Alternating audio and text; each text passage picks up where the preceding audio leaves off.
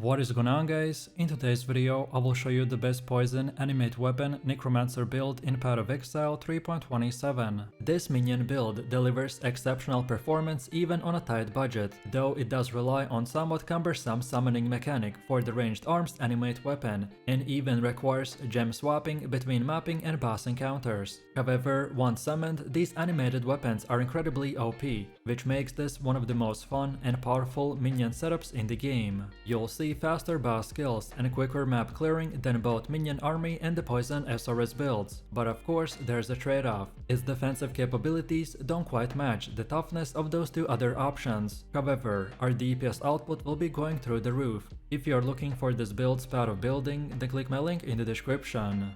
And before we continue, thanks to U4GM, they are a pro website that provides Path of Exile services like cheap currency, then even to trade all types of top quality items and mirrors and much more. They also have more than 20,000 positive comments on Trustpilot, and this website is really worth a try, so make sure to use my discount code KAID for extra 6% off.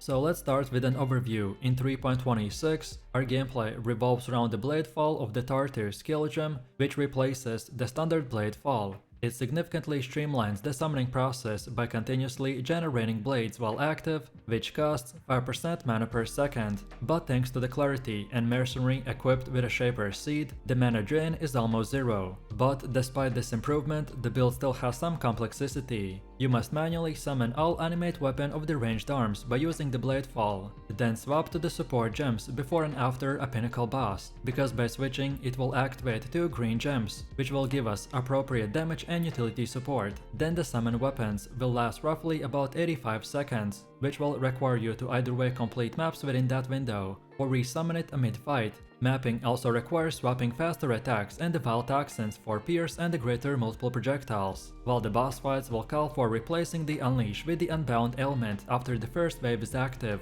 And finally, against tougher enemies, casting Despair will add extra damage boost. So now let's talk about leveling. In the early leveling, the strength is important, so use an Ember Amulet to meet the gem and item requirements. You can also use the crafting bench to add missing resistances for just 1 Orb of Transmutation, even to normal items, and add strength or dexterity for more of these orbs. Don't overlevel the Clarity or Vitality, as their mana reservation can become a burden. Instead, look for a magic Baroness Calling Wand with increased minion damage, which you can get from the Wand vendor. Then Ray Zombie may die frequently before level 24, but the Minion Defense Mastery will help you to recover them on death, so consider not summoning them yet but keep leveling the gem. Then, once you reach about level 20, equip 2 Stone Rings and aim to get all resistances to 75% or even higher. In Act 2, the Val Ruins, you want to corrupt your Absolvation gem at the altar, or a chance at the Val Absolvation. By level 31, most key gems can be bought from the Sayosa in Act 3 library. Then, when you get the Ray Spectre, head to the Old Fields in the Act 2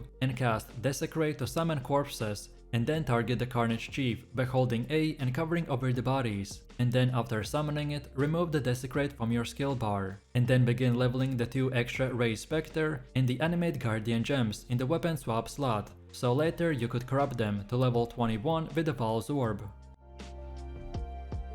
Next up, when it comes to Ascendancy setup, early in the game you can take the Commander of the Darkness and the Mindless Aggression, because they provide strong leveling bonuses. The Commander of the Darkness will boost resistance and the minion damage, while the Mindless Aggression will increase minion speed and overall DPS, which will help with the clear speed and bossing through the next acts. Then next, a Natural Strength will offer a big power spike by adding +2 levels to all minion gems, which will significantly increase their damage and durability. This makes your minions much more effective as you enter the early maps. And then later, as the content becomes more dangerous, you can respec, so when you get all 4 Ascendancies, then swap to the Bone Barrier and the Mistress of the Sacrifice. Bone Barrier will add vital defenses through the minion damage reduction, life regen, and the Bone Armor skill, while the Mistress of the Sacrifice will let you benefit from the offering effects, such as the Black Chance or Recovery, which will improve our survivability significantly. Overall, this setup is suitable for the red maps and the endgame encounters, by trading some early offense for much more needed defenses and utility.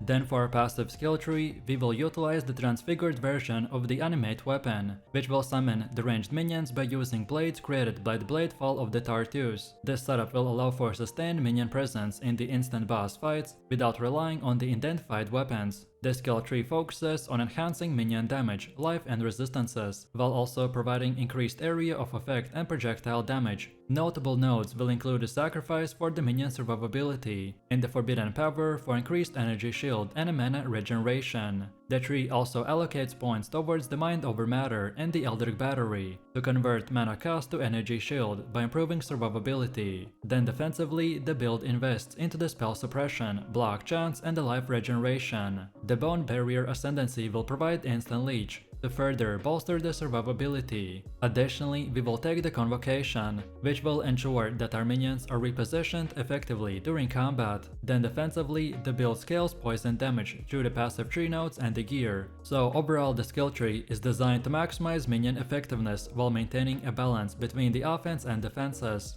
Next up, when it comes to skill jumps, important jumps to use is the Spare, which replaces Conductivity and should be used after the third labyrinth to complete it. And then, once the Unnatural Strength is active, then swap to the Physical Lightning support with the minion damage. The Chaos Damage support is also added for a 5-link setup on the Absolution. The Animate Weapon of the ranged arms is critical for the build, so we obtain it by completing the labyrinth and sacrificing the green gems or buying it in a trade. By using the Gem Cutter's Prism, on this gem we increase the summon numbers and the damage. Then Summon Carrion Golem replaces the Summon Stone Golem for minion buffs, while Precision should be kept near level 10 to manage the mana cost. Then the Steel Skin and Automation will help with defenses and the skill automation. Bone Offering will replace Flesh Offering for defenses, and the Bladefall of the Tartus will summon your animated weapons. Then Bossing and Mapping uses different support setups, so Unleash support speed ups the summoning bosses, but we swap it out mid-fight for the minion damage support. During mapping, it stays active for the constant summon speed, and then when your Animate Weapon gem will hit level 15 and you have a 6-link body armor, then only then you can remove the Absolution. Next we have gear. After the campaign, the game's difficulty will ramp up significantly, which makes it essential to upgrade your basic gear to more suitable equipment. This is where the Chaos Orbs and the other currency you collected during the campaign will become invaluable, so spend them on improving your gear so that you continue progressing smoothly. When upgrading, you want to prioritize life, minion modifiers and resistances on every piece you wear. Minion damage and attack speed stats only will appear on the wands, bone rings and the shields, though the shields cannot roll minion attack speed, but instead can have minion damage. Early on, you can find affordable pre-early gear examples in the Equipment tab to guide you through the upgrades. Purity of Elements can help cap elemental resistance, but you will still need gear that provides resistances, especially the Chaos Resistance. To reach the 75% cap, you want to aim for about 15% elemental resistance above the cap to counter the elemental exposure. A useful method to boost the Chaos Resistance is to apply the Screaming Essence of the Envy on already linked and colored item, ideally on Armor, Energy Shield and Evasion base. And then your end goal is to transition into the Armor and Evasion gear, and focus first on the item affixes over the base type. Additionally, if you find the crafting recipe for the Chaos plus the Elemental Resistance on the crafting bench in the maps, then you can use it further to improve your gear defenses.